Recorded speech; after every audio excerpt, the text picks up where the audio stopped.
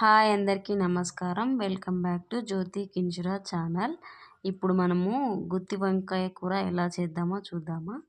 దానికి కావలసిన పదార్థాలు: పావు కిలో వంకాయలు, మసాలాకు కావలసిన పదార్థాలు: పల్లీలు, ధనియాలు, నువ్వులు, షాజీరా, చెక్క, లవంగ, ఇలాచి, ఆకు.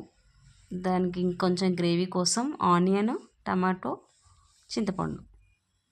ఒక ప్యాన్ వేడి చేసుకొని దాంట్లో మనకు మసాలాకు కావాల్సిన దినుసులన్నీ వేసుకోవాలి.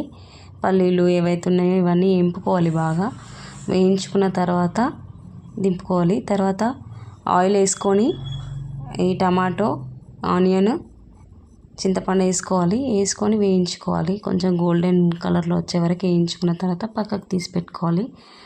అదే ప్యాన్లో ఆయిల్ వేసుకొని ఈ వంకాయలు ఉన్నాయి కదా, ఈ వంకాయలు వేసుకొని వేపుకోవాలి. బాగా మంచిగా ఉడికేలాగా వేయించుకోవాలి.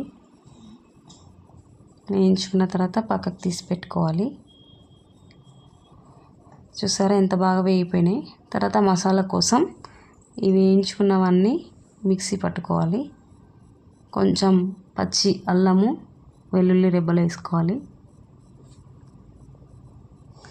మిక్సీ పట్టాలి. తర్వాత టమాటో, ఆనియన్ ఉంది కదా వేసుకొని మిక్సీ పట్టుకోవడమే.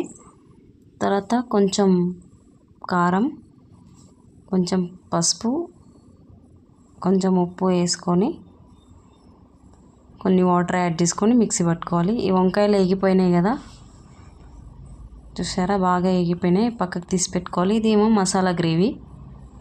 చూసారా వంకాయలు పక్కకు తీసుకున్నాము. తర్వాత ఈ మసాలా గ్రేవీకి ఆయిల్ వేసుకొని అదే ప్యాన్లో వేగినాక కొంచెం లైట్గా కొత్తిమీర వేసుకోవాలి.